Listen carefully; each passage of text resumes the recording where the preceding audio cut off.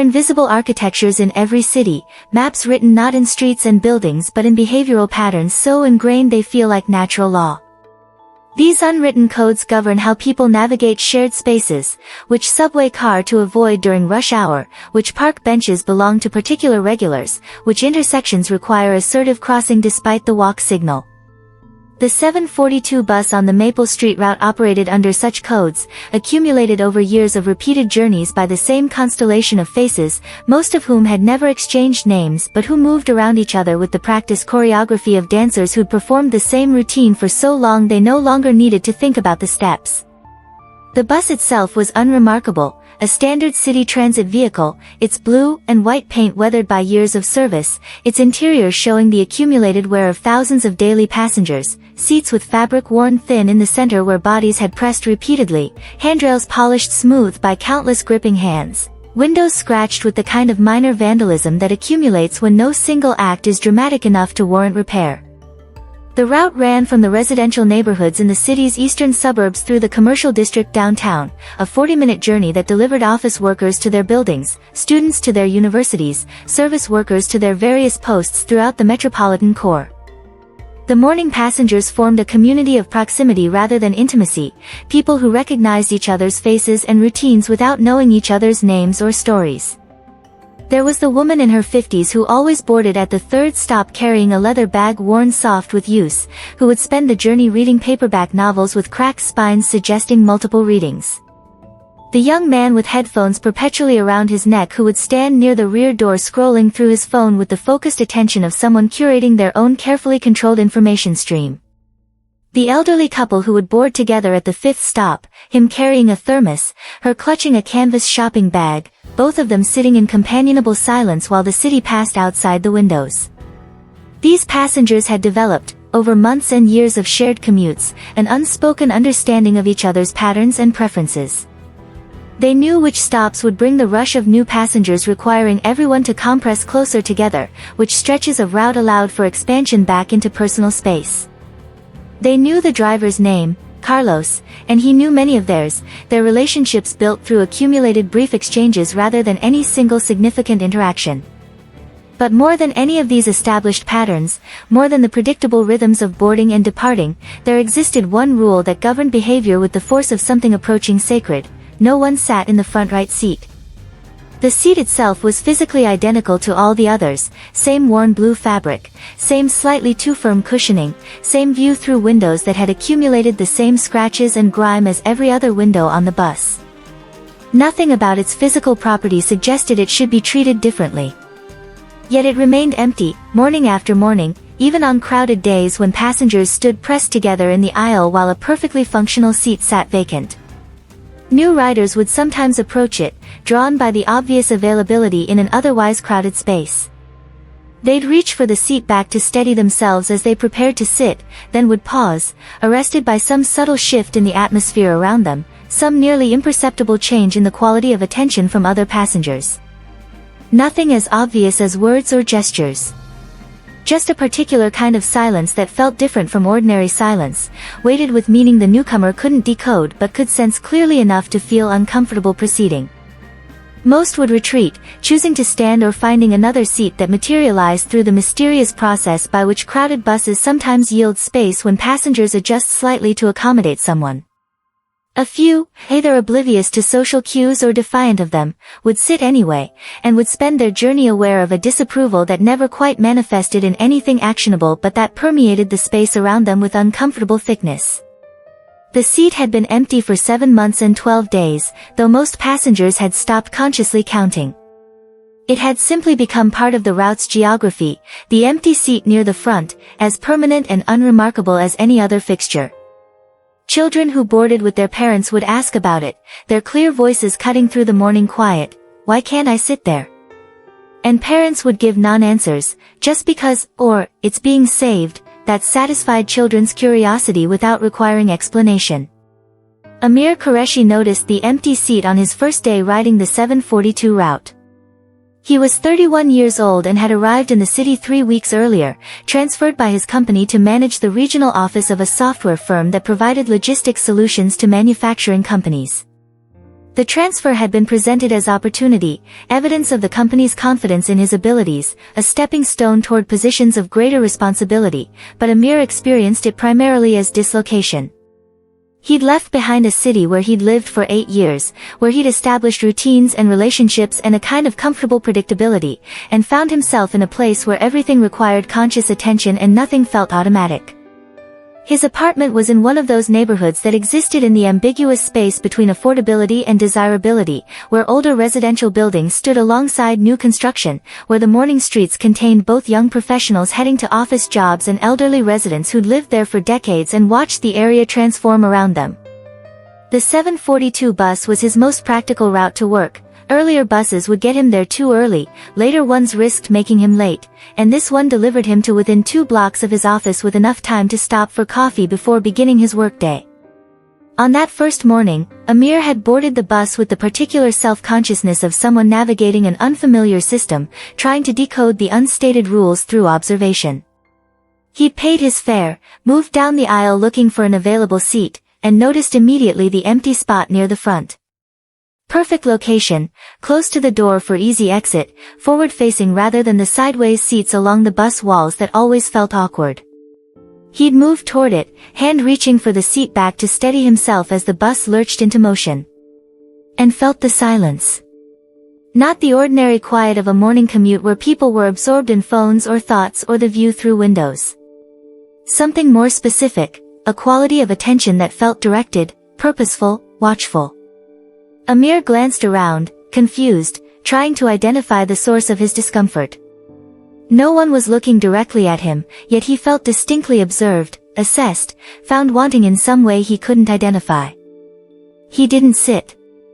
Moved instead to a seat 3 rows back, next to a window, and spent the remainder of the journey wondering what unwritten rule he'd nearly violated. The next morning, the same pattern.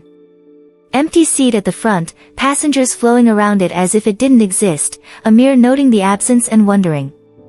He was by nature someone who noticed patterns, who sought to understand systems. It was what made him good at his job, identifying inefficiencies in logistics networks and designing solutions. An empty seat on a crowded bus was a system failure, an inefficiency that should be addressed. Yet clearly it persisted for reasons beyond simple oversight. On the 3rd day, Amir asked. He turned to the woman beside him, the one with the worn leather bag and paperback novels, and said quietly, "Why doesn't anyone sit in that front seat?" She glanced at the seat, then at him, her expression shifting through several emotions too quickly for Amir to identify. Finally she just shook her head, a gesture that felt like refusal rather than ignorance. Like she knew but wouldn't say. "Just don't sit there," someone behind him murmured, the young man with perpetual headphones, speaking barely loud enough to hear over the bus's engine noise. Amir wanted to press, to demand explanation for a rule that seemed arbitrary and inefficient. But something about the collective silence warned him off. These people had their reasons, even if they wouldn't articulate them, and pushing would mark him as outsider more definitively than simple not knowing. So he stopped asking and just observed. Over the following weeks, Amir began to recognize the other passengers not as individuals but as patterns, recurring elements in his morning routine. There was comfort in this predictability, in seeing the same faces boarding at the same stops, occupying the same general areas of the bus, maintaining the same behavioral patterns. The woman with the leather bag always sat on the right side, 3 rows from the front. The elderly couple always took seats facing each other near the middle, their morning thermos ritual involving careful pouring and sharing. The young man with headphones always stood by the rear door regardless of available seating, apparently preferring vertical transit to sitting. These people were strangers in the technical sense. Amir knew nothing about their lives beyond what he could observe during 40-minute bus rides, but they were also becoming familiar, their presence creating a kind of ambient companionship that made the city feel slightly less alien. He noticed other patterns too. The way passengers would shift to create space for an elderly person boarding, no words exchanged but movement coordinated with practiced efficiency. The way parents with small children received help collapsing strollers from passengers who'd done the same countless times with their own children. The way regular riders would sometimes save sections of newspaper for each other, exchanging sections wordlessly, sports for Metro, business for arts, in a circulation system that operated entirely through established routine rather than explicit agreement. And always, the empty front right seat remained untouched. A void in the social architecture as permanent as any physical structure. Amir found himself curious about the passengers beyond their observable routines. The woman with the paperbacks, was she reading for pleasure or escape? Did those worn covers represent beloved stories revisited or simply whatever was cheapest at used bookstores? The elderly couple with their shared thermos, how long had they been married? Did they take this bus because they needed to or because the routine itself had value? The young man with headphones, was he listening to music or podcasts or nothing, the headphones themselves a barrier rather than a conduit? These questions remained unasked. The bus wasn't a social space in that way. People shared physical proximity without sharing personal information, moved through each other's lives without leaving traces beyond the most temporary impressions. Until the morning the bus broke down. It was a Thursday in late autumn, rain arriving in sheets that turned the city's streets into rivers of reflected light, the kind of weather that made everyone move more slowly and carefully, that added 10 minutes to every journey through accumulated delays. Amir boarded the bus at his usual stop, shaking rain from his jacket, finding it more crowded than typical. People who normally walked or biked had shifted to transit, seeking shelter from the downpour. The bus pulled away from the curb with its usual diesel rumble, traveled 3 blocks, and stopped. Not at a designated stop but mid-block, engine noise shifting from operational to distressed, something mechanical grinding and then going silent. Carlos, the driver, tried restarting. The engine turned over, caught briefly, died again. He tried twice more with the same result, then reached for his radio, his voice carrying through the bus with that particular tone of someone delivering bad news while trying to minimize panic. Dispatch, this is Route 12, I'm having mechanical failure at the corner of Maple and 5th. Going to need a replacement bus. Groans rippled through the passengers. Checking of watches and phones. Calculations of how late this would make them, whether they could switch routes, how much this disrupted carefully planned schedules. The rain continued drumming on the roof, visible through windows as a gray curtain that made the outside world seem distant and hostile. Replacement bus is going to be 30 to 40 minutes, Carlos announced after a brief radio exchange. Sorry folks. You're welcome to wait or transfer to Route 7, which is 3 blocks south. Some passengers immediately gathered their belongings and departed into the rain, choosing to take their chances rather than wait. Others settled in with the resignation of people who'd experienced delays before and knew that acceptance was easier than frustration. The bus, with its engine off and exterior doors closed, began to take on the particular stuffiness of enclosed spaces without ventilation, the smell of damp clothing mixing with the ordinary odors of too many humans in close proximity. 15 minutes passed. 20. The crowd that had initially seemed merely tight became genuinely uncomfortable, people standing pressed too close together, personal space compressed beyond what social norms usually permitted. Conversation started tentatively, the shared difficulty creating permission for interaction that wouldn't normally occur. Complaints about the weather, about transit system reliability, about the inconvenience of modern urban life. Amir, standing near the middle of the bus, noticed the elderly man from the couple struggling to maintain balance. The man was perhaps 75, thin in the way of people who'd lost weight not through intention but through age, wearing a cardigan that had probably fit better a decade ago. His wife sat in their usual seat, but he'd been standing, gentleman's habit, probably, giving her the seat even though there'd been 2 available when they'd boarded. The man's grip on the handrail was white-knuckled, his stance wide for stability but clearly taking effort to maintain. His breathing had become slightly labored, though whether from exertion or the stale air was unclear. His wife noticed too, reached up to touch his arm, said something too quiet for Amir to hear but in a tone of concern. The front right seat remained empty. 3 feet from where the man stood struggling, a perfectly functional seat sat unused. The irrationality of it, of letting someone suffer discomfort to preserve some undefined memorial, struck Amir with sudden force. He moved forward, gently touching the man's elbow. Sir, why don't you sit down? The man looked at him, confusion evident, then followed Amir's gesture toward the empty seat. His expression shifted, understanding, then something like fear. "No, that's not." He trailed off, looking around as if for permission or prohibition. Amir felt the attention of every passenger focusing on this interaction. The silence had weight, texture, almost physical presence. But the man was clearly struggling, and the rule, whatever it was, seemed less important than human comfort. "It's just a seat," Amir said quietly, guiding the man forward with gentle pressure on his elbow. "Please." The man sat, slowly, as if the cushion might disappear beneath him. His wife's face showed relief mixed with something harder to identify, maybe gratitude, maybe discomfort at convention violated even for good reason. The silence in the bus became absolute. Not hostile exactly, but charged with something Amir couldn't name. He remained standing next to the now occupied seat, uncertain whether he'd committed some terrible violation or simply done something obviously necessary.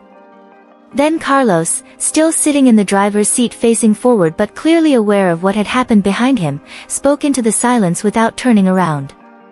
"That seat belonged to my wife." The words landed heavily. Amir felt his stomach tighten with understanding. He'd just seated someone in a dead woman's memorial spot.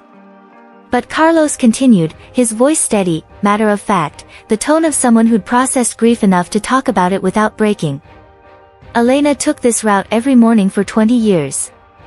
Same bus, same seat, same time. Even when I wasn't driving, other drivers knew her, saved that seat sometimes before I was assigned this route permanently. When she got sick, she'd still come, said the routine helped. Said seeing the same people every day made her feel part of something." Carlos paused. No one moved. The rain continued its percussion on the roof. "She passed 7 months ago. Heart failure, sudden. And the morning after. I drove this route the morning after because what else was I supposed to do? And I saw that seat empty, and it felt right. Felt like she was still riding with me. And then the regulars, they just left it. Nobody asked, nobody organized it. Just happened. Every morning, empty seat, like she was still here."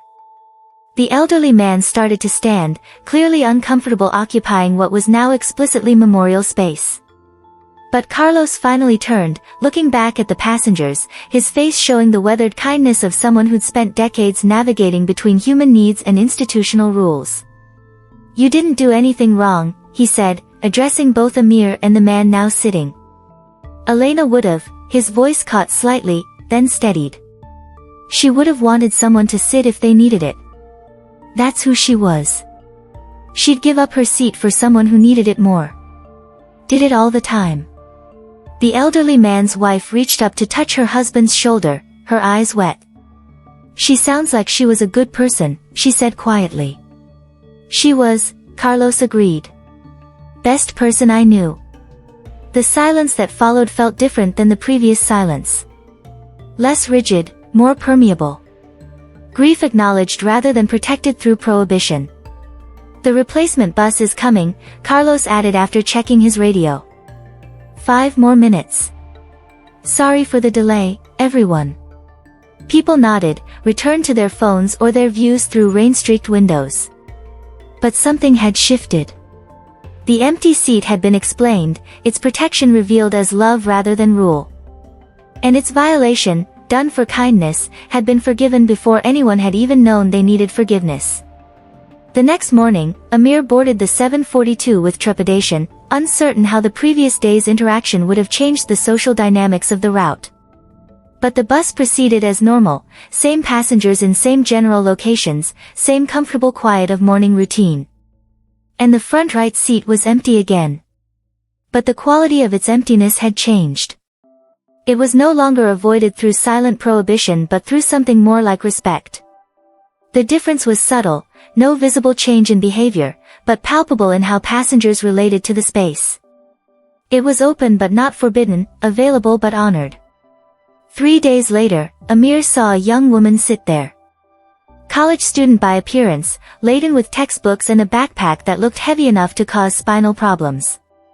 She'd hesitated, glanced at Carlos for permission he gave with a small nod, then sat with what looked like relief at being able to set down her burden. The woman with the leather bag, reading next to her, leaned over slightly and said something Amir couldn't hear. The student listened, nodded, sat a bit straighter, posture of someone who just learned they were occupying meaningful space and wanted to treat it appropriately. A week later, the seat was occupied by a man in his 40s carrying dry cleaning, clearly running late, sitting with the stressed expression of someone trying to mentally calculate whether he'd make his appointment. The elderly couple's wife touched the seat back as she passed it, a gesture so brief it might have been accident except for the intentionality visible in her movement. Blessing or acknowledgement or just contact with physical space connected to stories she now knew. Carlos didn't speak about Elena again, but passengers started speaking to each other about her, not to Carlos, sparing him from having to engage with his grief repeatedly, but among themselves. The woman with leather bag apparently remembered Elena from previous years, told the young man with headphones about how Elena had given her a homemade remedy for persistent cough one winter, said it had worked better than any over-the-counter medicine. The elderly couple remembered Elena too, it turned out. Had ridden this route with her for years, though they'd only exchanged pleasantries, never deepening into actual friendship. But they'd noticed her presence, her consistency, the way she'd smiled at people boarding even early in the morning when smiling required effort. Small kindnesses that accumulated over years into something like relationship despite lack of personal knowledge. Amir, who had no memories of Elena to share, found himself recipient of these stories, passed to him perhaps because his question and subsequent action had opened the conversation. He learned that Elena had worked as a nurse, that she'd raised 3 children who'd all moved away to other cities, that she'd loved mystery novels and had often shared them with other passengers through the informal lending library the commuters had established. That she'd knitted, made scarves and hats that she'd give to people who looked cold, never asking anything in return. The portrait that emerged was of someone who'd treated the bus route not as simple transit but as community, who'd used her daily commute as opportunity for small acts of care rather than just time to be endured. And her husband Carlos, by driving this route morning after her death, was keeping that community alive, maintaining the space she'd inhabited even in her absence. "I think about changing routes sometimes," Carlos said one morning, catching Amir's eye in the rearview mirror during a conversation that had started about traffic patterns but had drifted toward more personal territory. "Getting assigned somewhere else, where I'm not reminded every day. But then I think, this was her route. Her community. If I leave, what happens to that? She made something here, with all of you, and I'm the only one who can maintain it now." It wasn't a burden, the way he said it. Or maybe it was a burden he'd chosen to carry because the alternative, letting go, felt worse than the weight. 3 months after the breakdown, after the seat had begun its new life as honored space rather than forbidden space, Amir found himself sitting there one morning. Not claiming it as his regular spot, that still felt presumptuous, but occupying it because the bus was particularly crowded and standing meant blocking the aisle. He sat with awareness of the history beneath him, of the woman who'd occupied this space for 20 years, whose absence had created such a powerful void that strangers had preserved it without discussion. It felt different than other seats, though he couldn't have articulated how. Maybe just consciousness of story, of human life that had been and was no longer. The woman with the leather bag was reading beside him. They'd never properly introduced themselves, but months of proximity had created comfort with each other's presence. She glanced at Amir, smiled slightly, returned to her book. Acceptance, perhaps. Or recognition that he'd become part of the route's community, earned through combination of time and the breach that had revealed rather than violated Elena's memory. Looking around the bus, Amir realized he'd learned something about cities and strangers and the kinds of communities that form in unexpected places. That shared space created shared experience, even without shared conversation. That people who never learned each other's names could still care about each other in abstract but genuine ways. That grief could become collective property, processed together even when the person mourned was known in different ways or different degrees by different people. The empty seat had been about Elena, yes. But it had also been about something larger, about how the regular passengers related to each other and to this 40-minute segment of their daily lives. Preserving her seat had been an act of collective storytelling, way of saying, this person mattered, this space mattered, the ordinary routine of shared commuting matters in ways beyond simple transportation. And Carlos, driving the same route every morning, was both mourner and curator of that meaning. He could have requested different assignment, could have escaped the daily reminder of his wife's absence. But he'd chosen to stay, to maintain the community she'd helped create, to keep the stories alive through his continued presence. Amir had learned another thing too, something about the difference between rules and respect, between prohibition and honor. The seat had started as prohibition, don't sit there, rule without explanation, boundary maintained through collective enforcement. But after the breakdown, after Carlos's explanation, it had transformed into something more nuanced, a space that could be used when needed but that carried story with it, that asked for acknowledgement rather than demanding exclusion. Not all silence means exclusion, Amir understood now. Sometimes silence means memory. Sometimes empty space isn't absence of presence but presence of absence, different thing entirely, worthy of recognition rather than filling. The bus continued its route through morning traffic. Passengers boarded and departed at their usual stops. The rain had cleared, leaving the city washed and bright, light reflecting off wet pavement in ways that made familiar streets look different, new. Amir would eventually transfer to different position in different city, would leave this route and these passengers and Carlos driving his daily memorial. But he'd carry with him the understanding that communities form in unexpected places, that shared space creates obligations and opportunities, that ordinary routines can hold meaning that's only visible when you pay attention to the stories behind them. The front right seat would continue its new existence, sometimes occupied, sometimes empty, always carrying Elena's story with it. Other drivers would eventually take over the route as Carlos aged toward retirement. New passengers would board, would learn the seat's history or wouldn't, would sit or stand according to their needs and the seat's availability. But for now, on this particular morning, in this particular moment, Amir sat in Elena's seat and understood that he was part of something larger than his individual journey. Part of community built through repetition and proximity, part of story that had existed before him and would continue after, part of the invisible architecture that made cities places rather than just locations. The bus rolled forward, carrying its passengers toward their various destinations, maintaining its rhythm, preserving its patterns, honoring its stories. Respect the past, but don't let it prevent kindness today. This is what Amir learned through the story of Elena's seat and the community that formed around her memory. That memorials matter, that honoring those we've lost matters, but that the greatest honor we can give to good people is living according to the values they embodied rather than creating shrines that prevent the very kindness they would have practiced. Elena would have given her seat to someone who needed it. Her husband knew this, said it explicitly when the elderly man sat in her place. Yet for 7 months, her community had preserved her seat through prohibition, had created memorial through absence rather than through continued expression of her values. The breakdown forced reconsideration. Forced recognition that honoring Elena meant asking not, what space did she occupy, but, how did she move through the world, and how can we continue that movement? Not preserving static shrine but maintaining dynamic legacy. This applies beyond bus seats. We all carry memorials, traditions established by those no longer here, patterns we maintain because they're what grandparents or parents or departed loved ones did, spaces we keep unchanged because changing them feels like betrayal of memory. Some of this serves genuine purpose, keeps connection alive, maintains meaningful continuity. But sometimes memorial becomes obstacle, preventing present kindness in name of past honor. The question to ask, would the person we're memorializing want this preservation? Would they want their space kept empty or would they want it used to serve others? Would they want their traditions maintained rigidly or adapted to serve present needs? Would they want to be remembered through prohibition or through continuation of the values they embodied?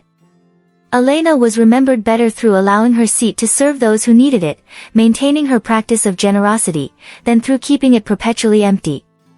Carlos understood this even through his grief. The community learned it through the moment that forced choice between memorial and mercy. So examine your own memorials, the spaces you've kept unchanged, the traditions you maintain without questioning why, the rules you follow because departed people established them. Ask whether you're honoring them or just avoiding the discomfort of change. Ask whether they'd want to be remembered through static preservation or through living practice of what they valued. And when faced with choice between memorial and kindness, between preserving how things were and responding to present need, choose kindness. The best memorial to good people is being good people, is continuing their work of making the world slightly better through small daily acts. The 742 bus taught this lesson through ordinary commute transformed by human story. Elena lived on not through empty seat but through community that remembered her, through husband who maintained her route, through passengers who learned her values and incorporated them into their own behavior. That's legacy worth creating. That's memorial worth being. Be StoryWise.